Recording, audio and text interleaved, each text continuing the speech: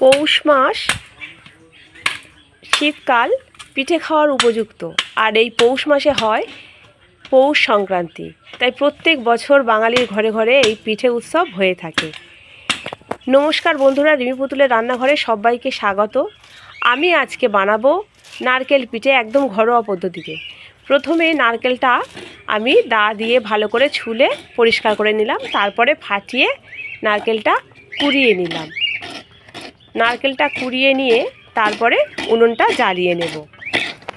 পৌষ পার্বণ কিন্তু বাঙালিদের একটি অন্যতম উৎসব।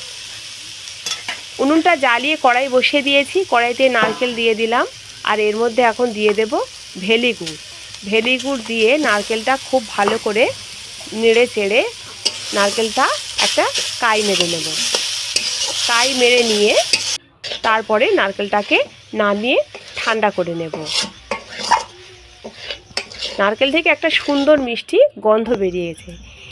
নারকেলটাকে নামিয়ে নিয়ে কড়াই পরিষ্কার করে আবার এর মধ্যে দিয়ে দিলাম 1 বাটি পরিমাণ জল, 1 বাটি নয় 1.5 বাটি পরিমাণ জল, আর দিলাম স্বাদ মতো নুন। জলটা একটু যখন ফুটবো ভাব হবে ঠিক সেই মুহূর্তেই দিয়ে দেব চালের গুঁড়ো। চালের গুঁড়ো দেওয়ার সঙ্গে সঙ্গেই একটা খুন্তি দিয়ে নাড়াচাড়া করতে হবে। আমি চালের গুঁড়ো এখানে 2 বাটির কাছাকাছি দিয়েছি, দিয়ে খুন্তি দিয়ে নাড়াচাড়া করে নিয়েছি খুব ভালোভাবে। সঙ্গে সঙ্গে যদি নাড়াচাড়া না করি তাহলে এক জায়গায় দলা পাকিয়ে যায়, সেই জন্যে নাড়াচাড়া করে ভালো করে শুকিয়ে নিয়ে এটা একটা মণ্ড তৈরি করতে হবে। মোটামুটি মণ্ডটা হয়ে গেছে। এখন এটাকে নামিয়ে হালকা ঠান্ডা করে হাত দিয়ে ভালো করে মাখিয়ে একটা সফট ডো বানিয়ে নিয়েছি। ওর মধ্যে থেকে এবারে ছোট ছোট করে এইভাবে লেচি কেটে হাত দিয়ে ঘুরিয়ে ঘুরিয়ে গোল করে আঙুল দিয়ে চেপে চেপে একটা বাটির শেপ করে নিচ্ছি।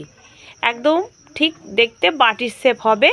তারপরে ওই বাটির শেপের যেই ওই রকম হয়ে যাবে সেই আমি নারকেলের পুরটা ওর মধ্যে দিয়ে দেব। দিয়ে ওর মুখটা সুন্দর একটা ডিজাইন করে সিল করে দেব।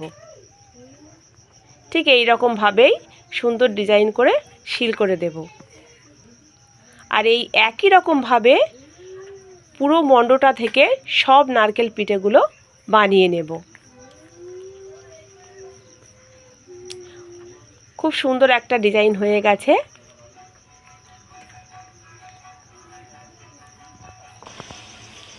নারকেল পিঠেগুলো বানিয়ে নিয়েছি, আর ওদিকে আমি কড়াইতে কিছুটা জল গরম করতে দিয়েছিলাম আগে থেকেই। জলটা গরম হয়ে গেছে, তার মধ্যে এবার নারকেল পিঠেগুলো ছেড়ে দিচ্ছি। অনেকে এটা ভাপে তৈরি করে, আমি এটা গরম জলের মধ্যে দিয়ে ভালো করে ফুটিয়ে সিদ্ধ করে নিচ্ছি।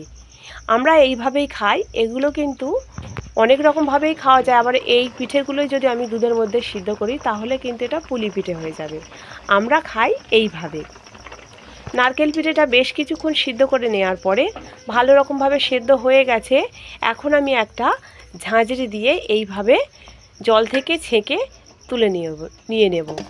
একটা গামলার মধ্যে এইভাবে নিয়ে নিচ্ছি। এখন একটা থালার মধ্যে মাঝখানে একটা গুড়ের বাটি, খেজুরের গুড়ের বাটি দিলাম, আর পিঠেগুলো এইভাবে সার্ভ করব। তো বন্ধুরা, তৈরি হয়ে গেছে আমার আজকের রেসিপি, একদম ঘরোয়া পদ্ধতিতে বানানো আমরা যেভাবে বানাই নারকেল পিঠে। ভিডিওটি পুরো দেখার অনুরোধ রইল। আর যদি ভালো লেগে থাকে লাইক শেয়ার কমেন্ট করে জানাবেন। চ্যানেলটিকে সাবস্ক্রাইব করে আমার পাশে থাকবেন। আজকের মতো এখানে শেষ করছি। ভালো থাকবেন, ধন্যবাদ।